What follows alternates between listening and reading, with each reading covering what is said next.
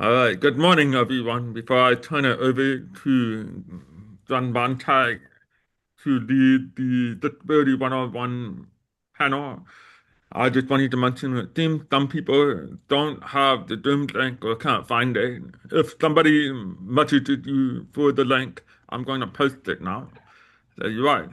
Welcome to day two of Stop the Stigma Conference. We had a wonderful night last night with being Michelle. If you did not get the opportunity to see it, feel free to email me. I can direct you to how to view that film. You will leave feeling very emotional. All right, I'm gonna turn it over to Jen now, and I want to thank you guys for being here today. And good luck. Thank you, Ben. Good morning, everyone. Good morning, Tom and Adam, our two presenters for today.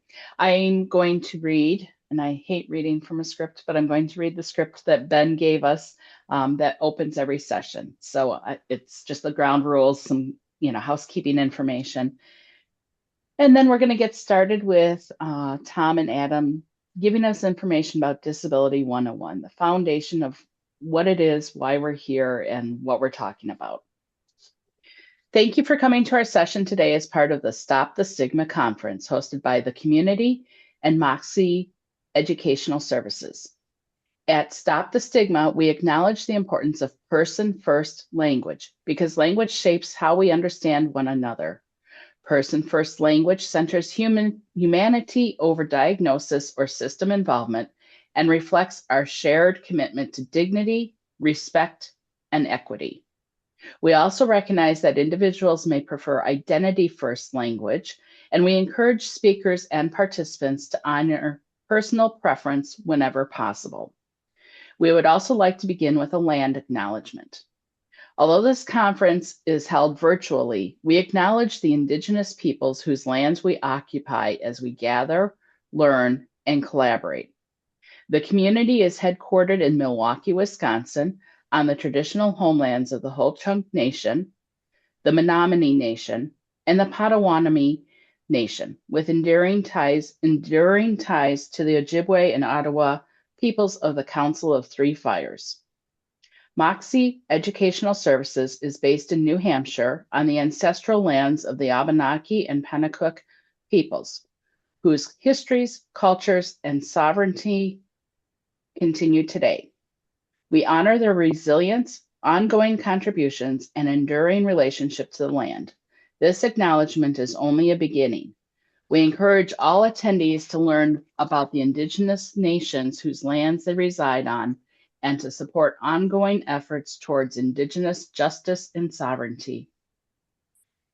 Accessibility is a shared responsibility. Thank you for helping to create a conference culture rooted in respect, care, and openness. ASL, American Sign Language interpreters, are provided for each session and captions are activated.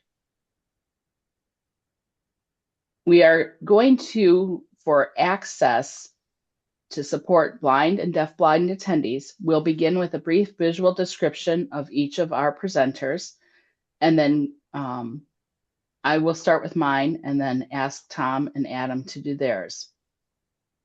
I am a white woman with short, dark brown hair, seated in front of a brick wall and wearing a blue jean jacket. I am the host for today, and we have Tom and Adam. Tom, do you want to begin with your visual description? Sure. I am a white male with dark brown hair in my early 50s. I've got a Wright Flyer biplane behind me in terms of my background because I work at Wright State. Morning, everyone. I'm a white male, big bright red sweatshirt that says Palomar College, my home college here where I work, in my mid 40s and a white beard and a little bit of hair on the top of my head. Thank you very much. We'll get started. I'm going to engage the PowerPoint slides so that you guys can begin your presentation. I am going off camera, but I will be here, and let's get started, and hopefully people will post any questions they have in the Q&A link at the bottom. Just click on that and you can post your question. That way we don't get it lost in all the chat that's going on. And you guys can go ahead and engage in the chat with each other and with us, but it's harder for the presenters to see the chat when they're presenting. All right, everybody. Good morning. I hope everybody has their emotional support beverage, coffee, Monster, chocolate milk, whatever it might be. I am really excited to be here with Tom and Jen to kick off this presentation and kick off the day for the conference and give you all some building blocks on what disability is, the stigma, the history, all of that. So, like I said, really excited to be here. So we're just going to jump in and get started. There we go. Jen's loading up the presentation. Disability 101 is where we're starting. So next slide, please.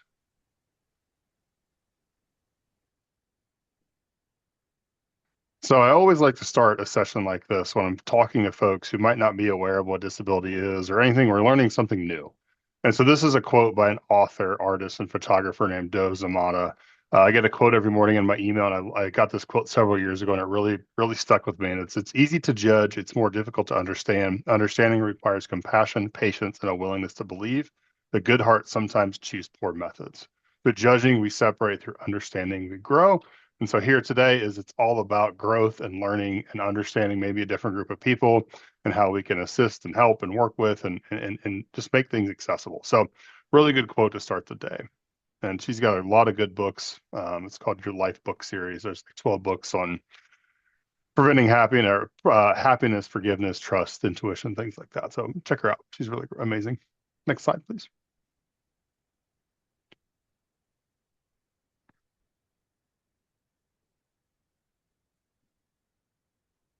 So goals of today.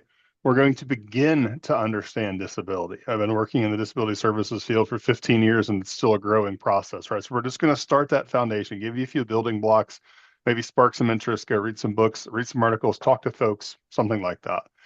Next up, we're going to dispel myths and stereotypes. We're going to expand and strengthen knowledge, skills, and attitudes, and most importantly, we're going to promote inclusivity. Next slide, please. So let's start with the foundational block, that cornerstone of any building, what is the definition of disability? The legal definition of disability, and we're going to get into the legal part of it as well, is an individual with a disability who has a physical or mental impairment that substantially limits one or more major life activity, has a record of such impairment, or is regarded as having such impairment. So what is a major life activity? Well, there's a whole list.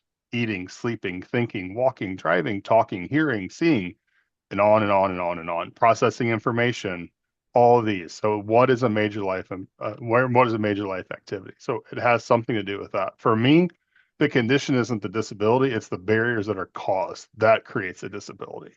The second piece has a record of such impairment. That means that person has a history. The example I usually give is somebody who might be in remission for cancer, right? They're not sick anymore. They're healthy, hopefully, but they still have a record of, so they're still treated or defined as somebody with a disability. So they're still able to get equal rights and things like that. As regarded, so if you treat somebody like they have a disability, guess what? They have a disability under the ADA. Next slide, please. So non-apparent disability. So this has changed. We used to call them invisible disabilities. Now the words we use have changed to be more inclusive. So non-apparent. So that is a disability that's not immediately apparent or obvious. In higher education, students with invisible disabilities or non-apparent disabilities are the fastest growing category of students with disabilities attending post-secondary institutions. So think about what you can't see. Mental health, learning disabilities, right? And some you can and some you can't. It just depends on what it is. Sometimes a student who's on the spectrum, autism spectrum, you might be able to see it. Other times you might not be able to see it. In my campus right now, my numbers, 65 to 70% of my students have a non-visible or non-apparent disability. So the vast majority. The last piece there, the same principle of equal access applies to accommodations for students with invisible disabilities as those with visible disabilities. So there's no distinction in the law. If you're disabled, you're disabled. There's no Only if you have this one or if you have this type. No, you still fall under the law. Next slide, please. I'm a facts person, so some disability facts I thought would be good to share with you all. About 20% of the U.S. population has a disability, and in college, that number is equal or about equal now. When I started in this field, it was like 10%. No, it's going to be about 20% of enrolled students have a disability as well. Now, are they going to reach out to the Disability Services Office? Maybe not. Maybe yes, but about 20% of that population is going to have a disability. An interesting one that Jen shared with us, we were preparing this presentation, is roughly 65% of the incarcerated population has a disability. 65%. That's really, really high. The largest people with disabilities is the largest minority. It crosses all genders, socioeconomic statuses, ethnicities, races, religions, sexual orientations, gender, etc. And you can enter it at any point in your life. Folks with disabilities are less likely to earn a college degree and have higher poverty rates. So again, part of that foundational piece to understand the population we're talking about, a little bit of their history, where they're coming from. Next slide, please.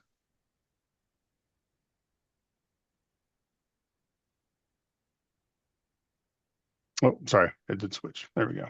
Common disabilities and sample accommodations. So this is not an exhaustive list, like it says on the bottom of note.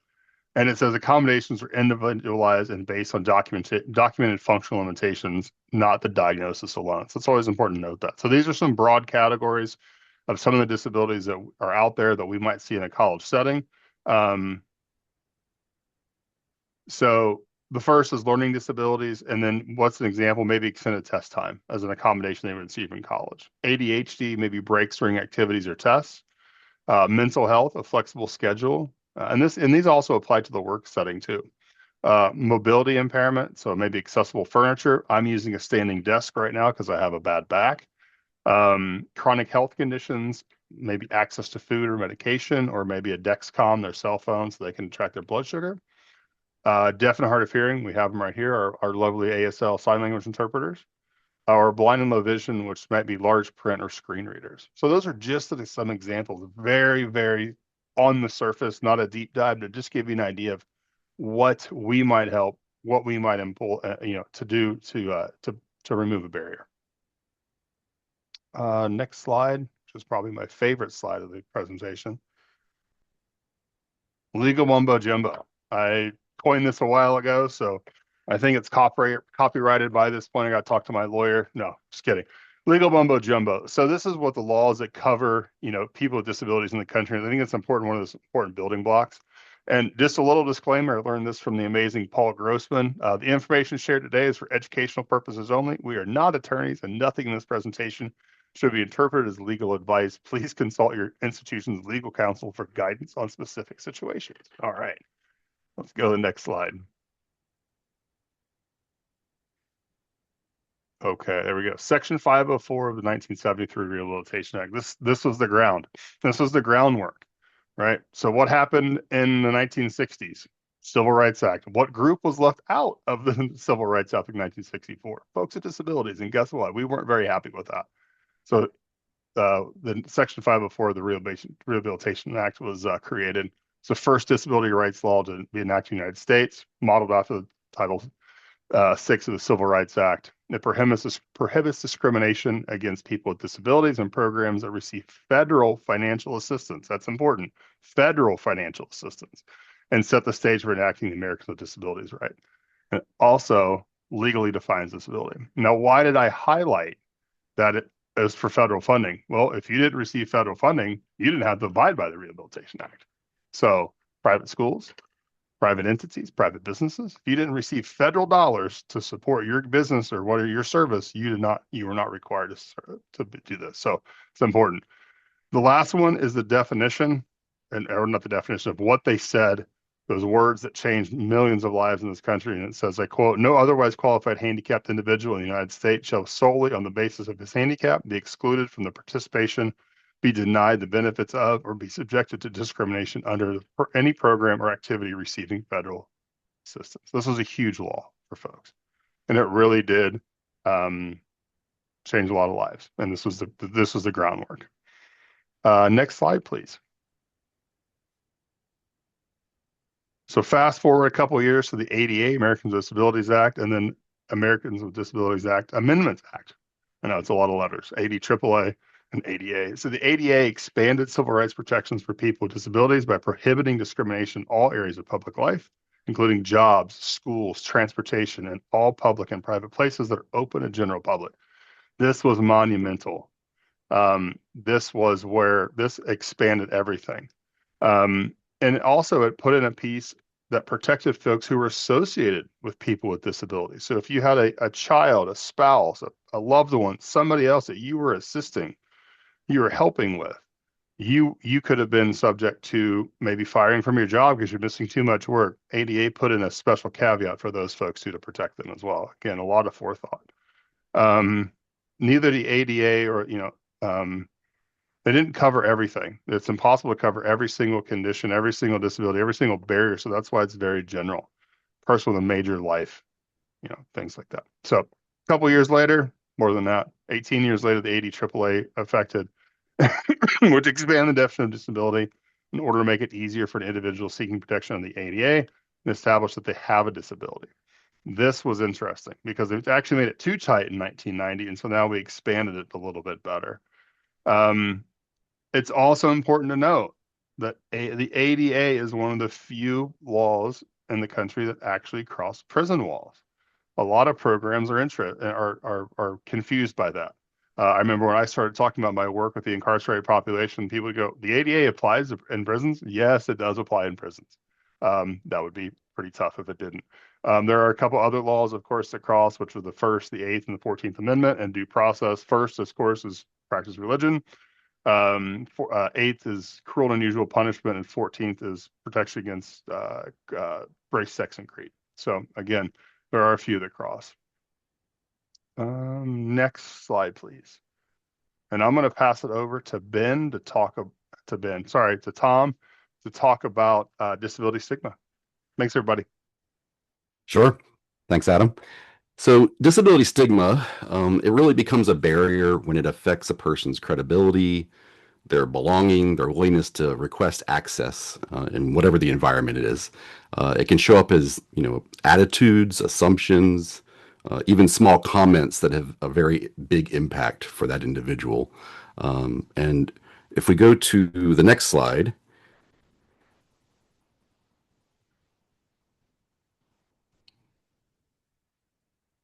when we talk about stigma and kind of expand it, the practices and the systems and the processes that can often create barriers, whether it's intentionally or unintentionally, in the disability community, is really what's known as ableism. That's the broader term when we talk about a lot of this stigma.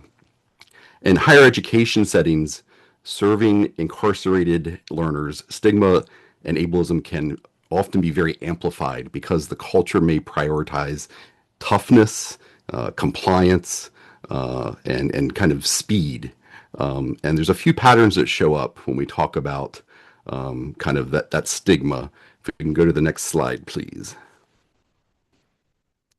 So backlash, often we hear that kind of presented as that's special treatment, but that accommodation, that's actually an accommodation that's there to provide equal access, but a lot of times people see it as special treatment. The spread effect, that's really looking at somebody having a disability as being less capable overall. Just making broad assumptions there. Minimization, everyone has it hard here, or just try harder. Those are things that really start to erase the functional barriers when people start saying things like that in an environment. And then disclosure pressure, asking for personal details beyond what's needed. We really want to be careful in any setting that we're not asking someone to disclose their entire medical history just to get some accommodations to remove a barrier. The hero narratives, praising someone for just basic participation, which, subtly signals that they don't belong in an environment. I'm a person with a disability as an example. I was born with cerebral palsy. I use a mobility scooter to get around. When I was younger, I walked with two canes to get around, and just going to the grocery store, I remember running into random people that I did not know that would say, "Oh, bless your heart. I can't believe you're out getting groceries." That that kind of hero narrative of just being out there was often kind of alarming to me because I wasn't always that wasn't my mindset. I was just going to get groceries. I was just getting up and doing my thing. So, three quick ways to reduce stigma in practice. From your standpoint, in terms of working in the field as an educator or just working with people with disabilities in general. So, assume competence, assume people have the ability, keep your standards clear, adjust the path for that person to have some access, but don't adjust your learning goals. Protect the person's privacy by design. So allow someone with a disability to be able to disclose and be discreet about it. You don't want somebody to have to out themselves publicly. Normalize supports through inclusive design. So when everyone gets clear structure and accessible materials, fewer people need to disclose to be successful.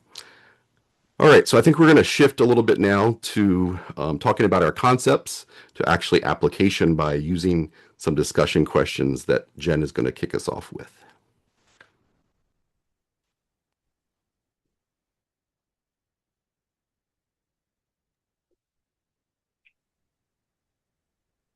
So Tom, would you like some questions now? That works for me.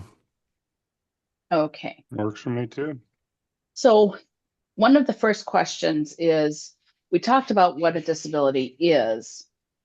Can we talk about how does somebody get that diagnosis, or how does somebody actually prove?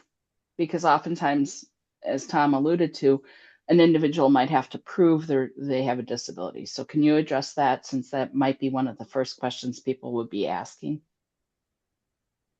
Adam, you want to go first? Yeah, I can tackle that one. That's a great question. And I think what Tom and Jen and I's experience in higher ed will see, people have different views on what proving it means, right? For me, if I can see it, if it's a parent and they ask for something, like if I can see that the student, I don't know, he uses a wheelchair, right? And they need a stool to sit somewhere in like a photo lab, just tackling this one right now. I'm not going to ask for documentation. I can see it right there. Other times you might, in those non-apparent disabilities, you might need something, a letter from a doctor, a psychologist, somewhere that says, yes, this student's been diagnosed with ADHD, a learning disability, something, so we can make sure the accommodations that we approve for the student are reasonable, that remove some sort of educational barrier that's created by the disability. Again, the condition, the health condition, whatever it might be, is not necessarily the disability. It's the barriers that it cause creates a disability in my mind. So again, how do we remove that barrier? So again, go to the doctor. A lot of schools will, accept those. We have different programs on our campuses that will write documentation. This needs something that says, yes, this student does have a disability. And if they include functional limitations, so how the disability affects them, that's great. But I've got a great team behind me that reviews all the documentation. That's one way.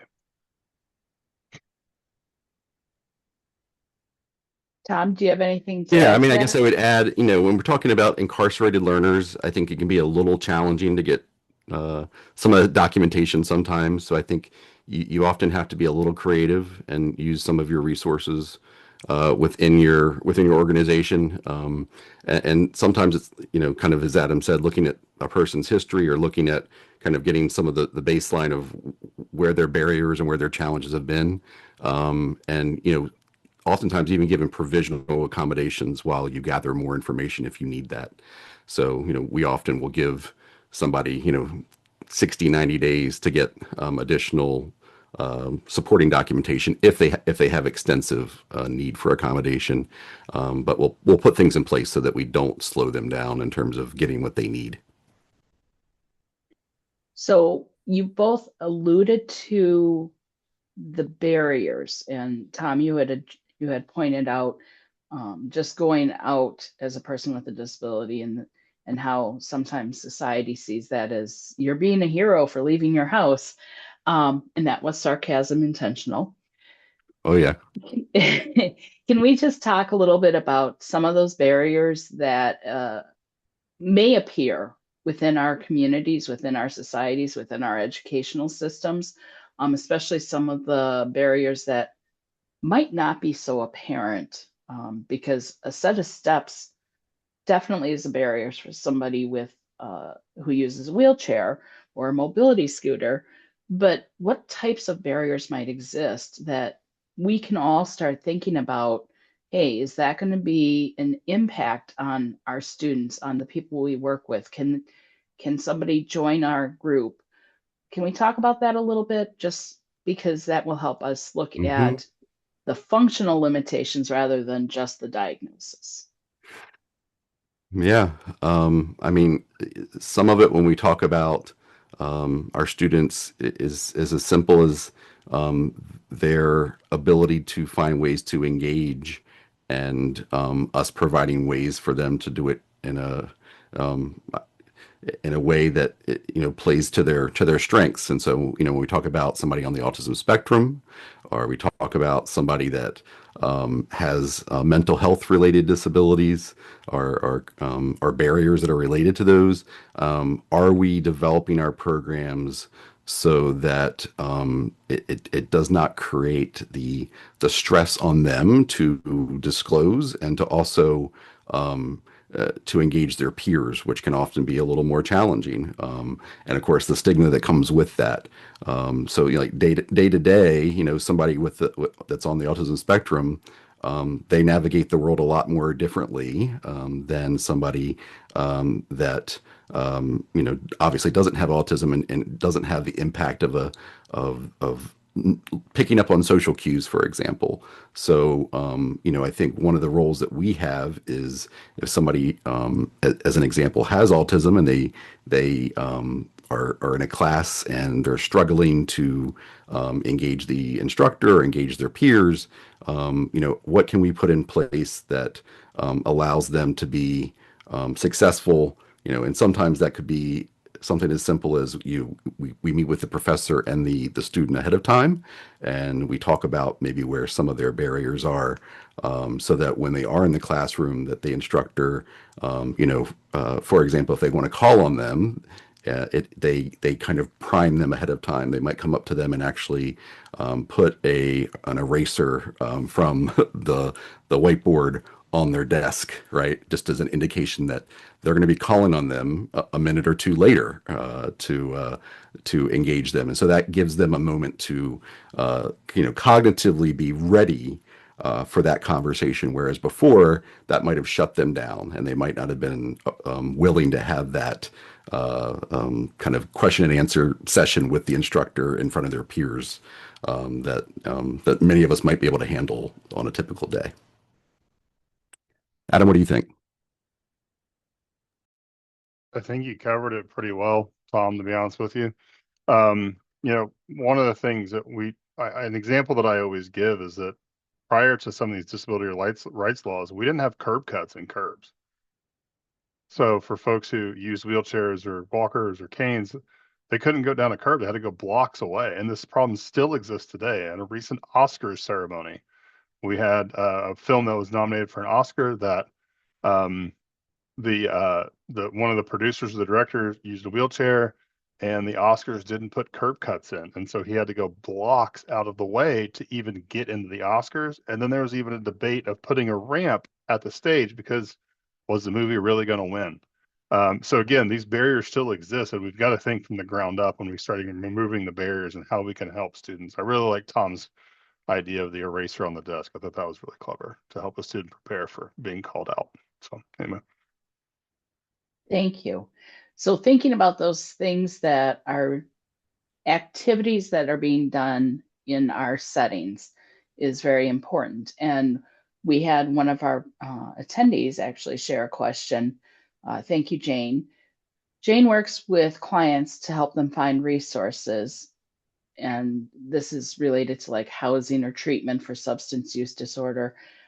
And some of those clients have physical disabilities. Can you talk about working with multiple conditions such as substance use and mobility? So those dual diagnosis situations that might occur, and how, if we plan our resources or plan our organizations appropriately, thinking about disability at the beginning, we can actually create an environment where people don't feel the stigma of having to ask for something what society might label special, but really it's just their civil right to access whatever else everyone else is getting. So can we talk a little bit about dual diagnosis and how we can support within our agencies or organizations reducing that stigma from the get-go?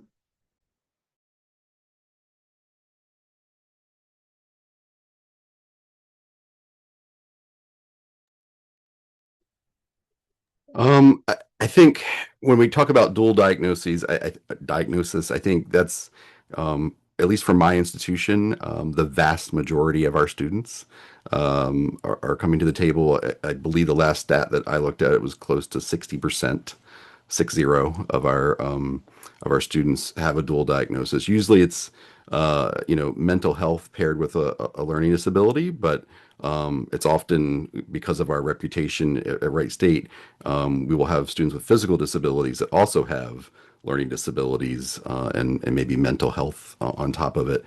For us, I think it's creating an environment where it's quote unquote normalized, and we we have open dialogues about disability, and it's not stigmatized. It's seen as just another part of life. And so, we do that by several different ways. One is we have, several student groups that, are considered basically clubs on campus. And I think those clubs, you know, they actually do a lot of coordination around social activities where they invite both non-disabled and disabled participants. But so I think that kind of helps the campus community when we start doing things like that. I think from the standpoint of providing services, we are really careful about when we get in front of families and when we get in front of students. For example, at new student orientation, that we're not singling out one particular disability. We are talking very broadly about disability, and we make sure that everybody understands that disability is a very broad category. And so, it's not just people with canes and walkers and and wheelchairs. It really is, the broader examples that we've already discussed.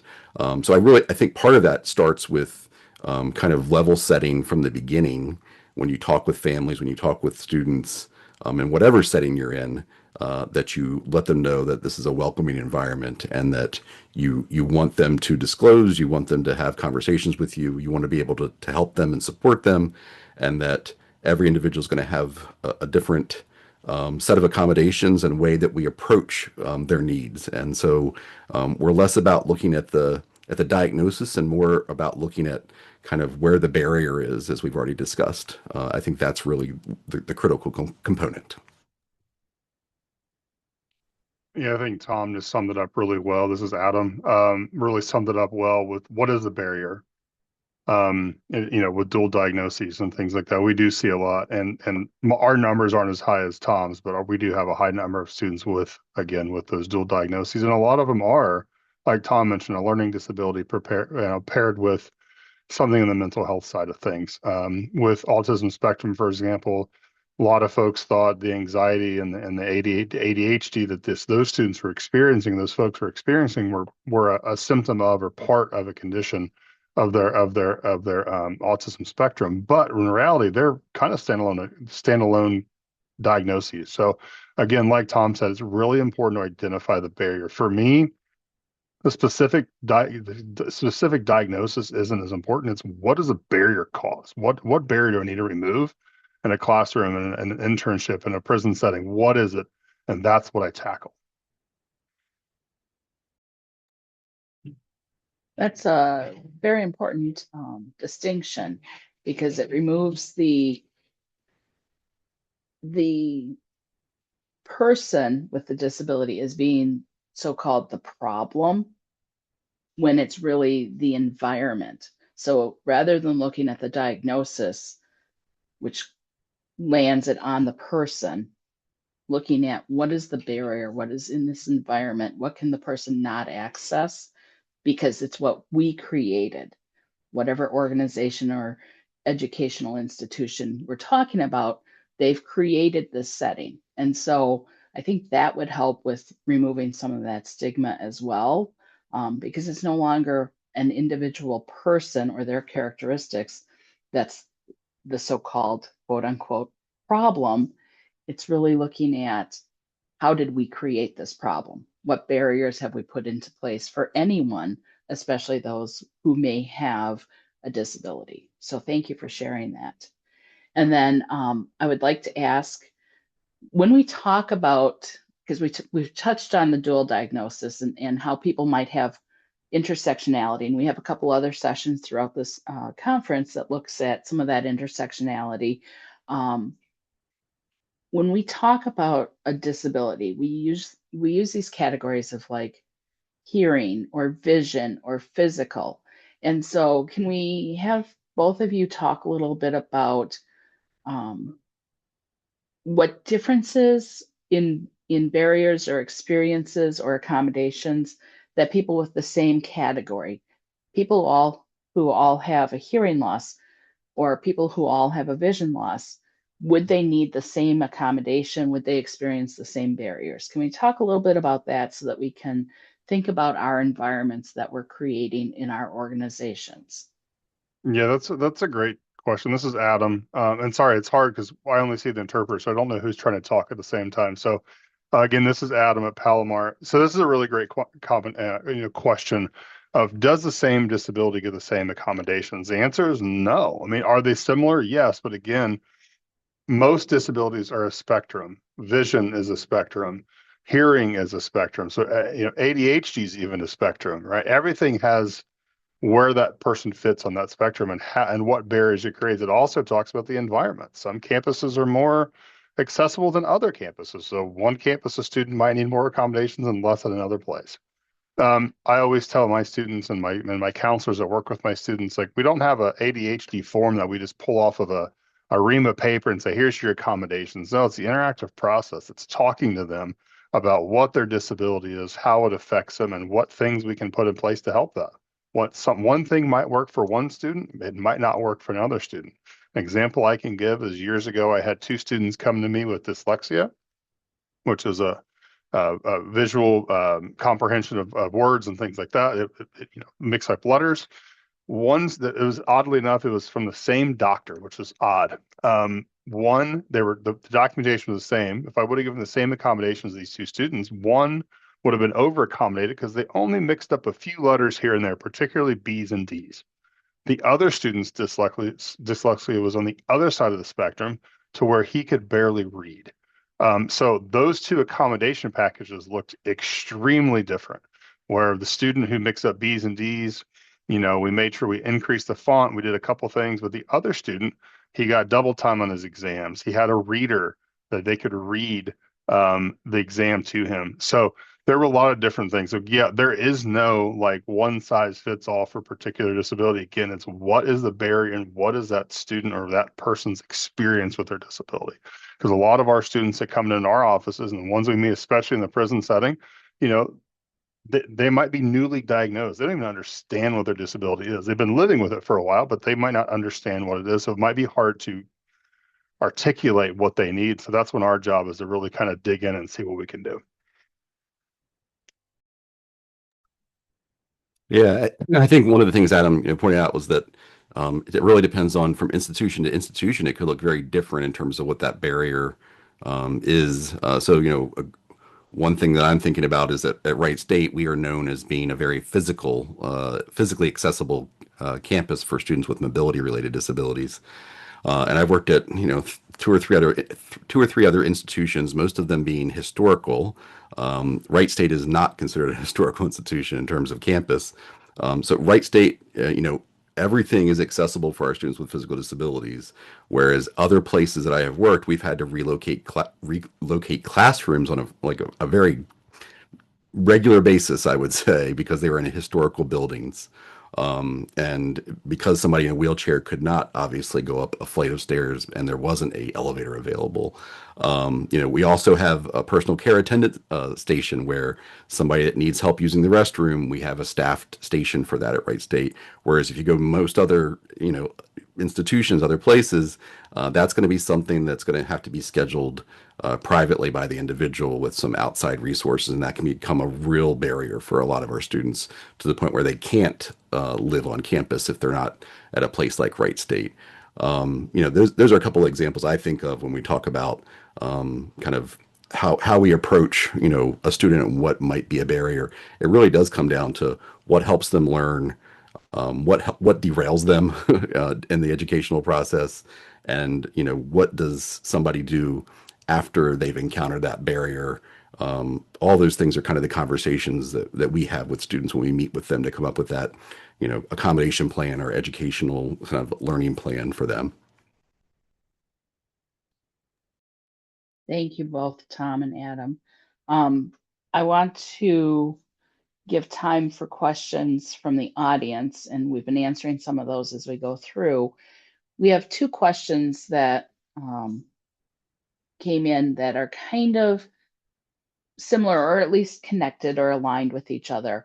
And it's talking about how do we help individuals obtain the opportunity for higher education or other resources through changing that stigma, or how can we help people who are currently incarcerated who may be experiencing a disability, so that they can experience more than just the barriers of their disability. So how can we, and I mean we collectively, begin to build systems that are more inclusive? Do you have any walkaway tips or takeaway tools that our attendees could take with them today and begin to start that process of making some changes?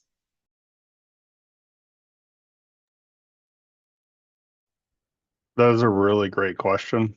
Questions, I should say. And you're asking me to kind of download my last 15 years of all my experience in disability and higher education.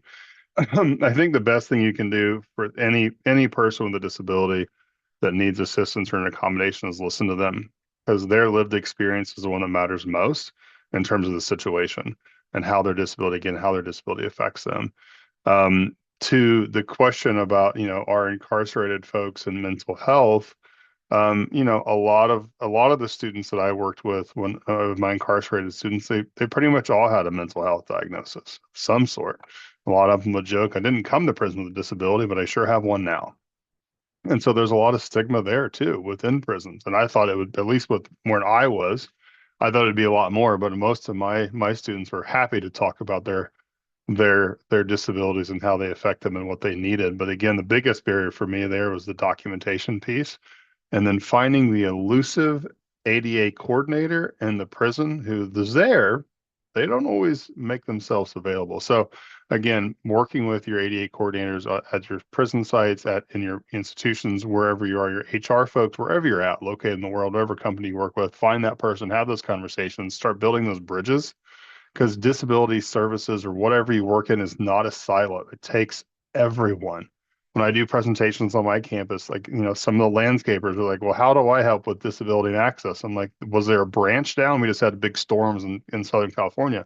Was there a branch down the sidewalk the other day that you removed? Well, yeah, you just removed the barrier for somebody with a physical disability who might use a wheelchair that couldn't have accessed that pathway before you removed that. So it takes everybody. So again, build bridges, don't tear them down. Yeah, and I would add, if there's a way, kind of from a holistic approach, to support friends and family outside of that person that is incarcerated, that is in the education system, to give them some tools and information. Because when I think about, for example, our veterans with disabilities, They are often a very tough group to get them to come and to disclose disability for some obvious reasons in terms of the stigma around folks in the military and the word disability, right? I would say, that could be very similar in for folks that are incarcerated, right?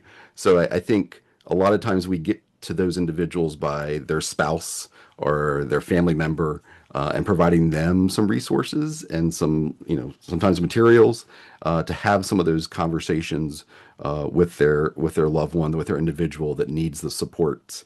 And that can often be a channel for us to get them into our office and to get them the right supports and the right accommodation plan for them to be successful. So I guess I would just add that as another kind of strategy to think about.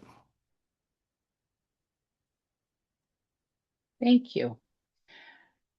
What can we, as each individual or within our work roles, especially if we're working in higher education and prison programs, or we're supporting individuals within the prison setting itself, what can we do for ourselves, our individual selves?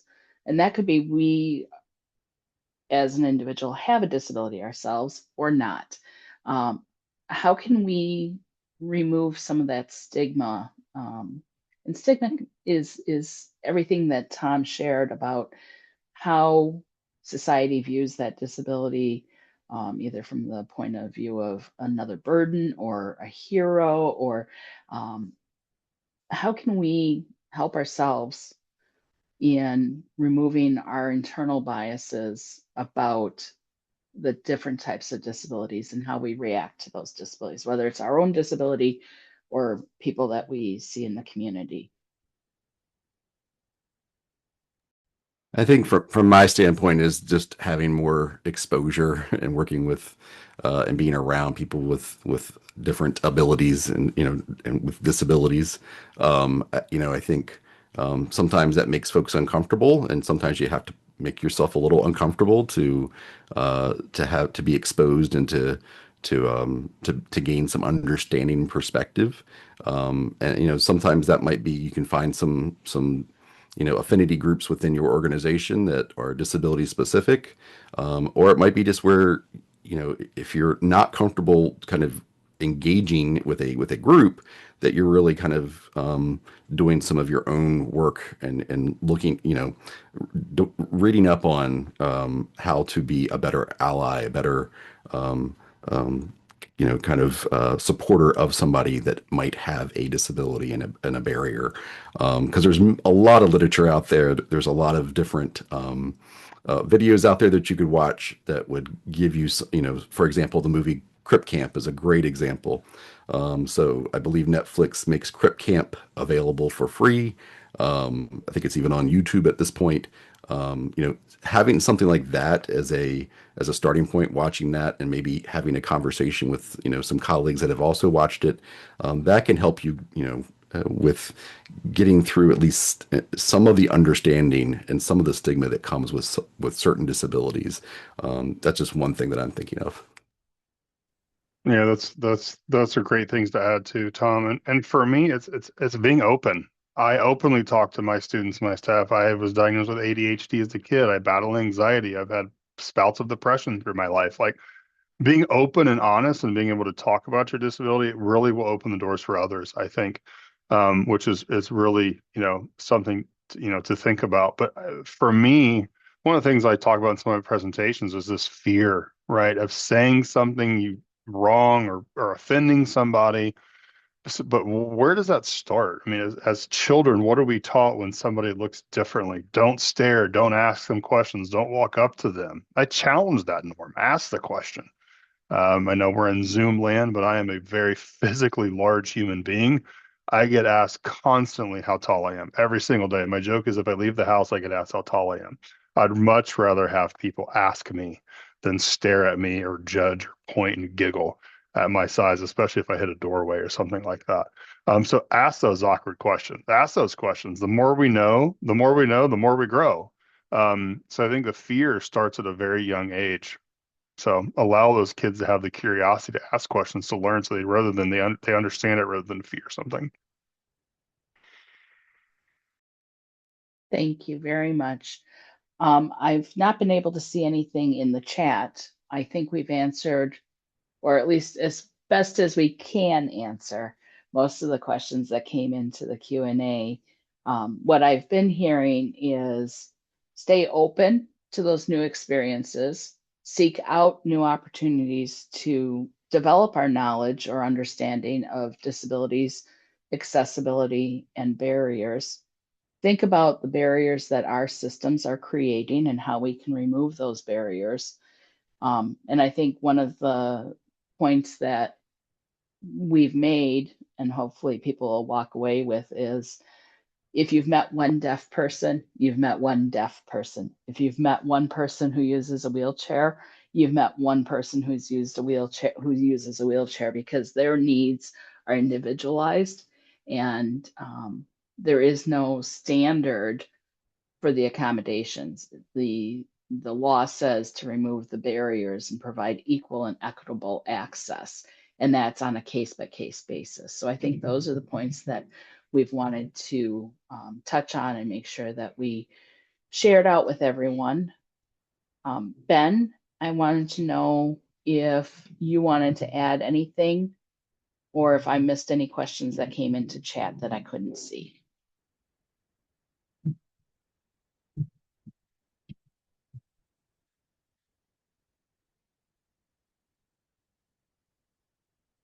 And I'm sure Ben is very busy right now.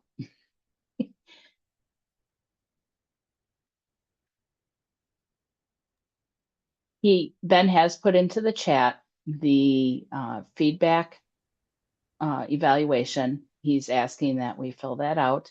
And you can also request a certificate of attendance by filling out the form that he's also put the link into.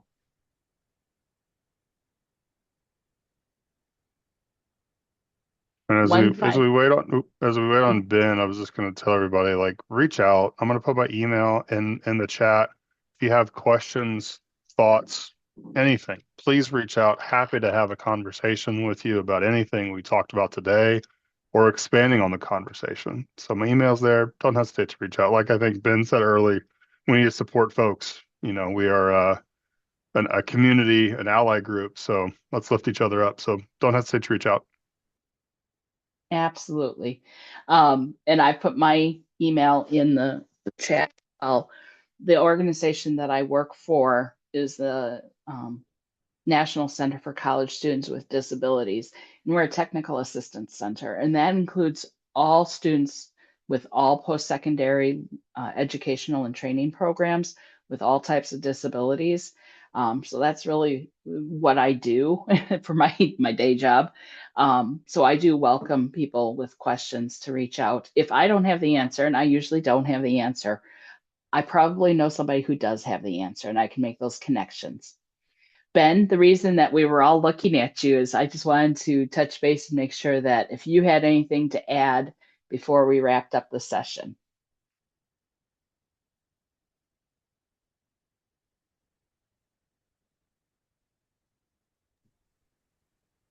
No, I think you all did a wonderful job. Thank you so much for presenting today. We will take a little 5-minute break before the next session at 10 o'clock Eastern. That one is on disability in the courtroom. Again, thank you so much for presenting today. I really felt it was important to start the conference with foundational knowledge of what a disability can be. They really, you know, got to the point on that. So thank you. Thank you to all 68 of you for coming today. That's a really good number for that's so early in the morning. So, and I see the sun coming up. And Adam, he's in California and it's starting to come up. So, thank you so much.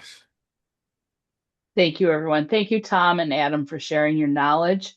And thank you for posting your emails in the chat. I can attest to their knowledge about disability services, disability access is phenomenal. And we all welcome people asking questions because that's what we're here for, is to break down the barriers, break down the stigma. Thank you very much, and see you at the next session, which is the courts and Disability, and it's going to be phenomenal. So hopefully we'll see you there. Thank you for joining us today.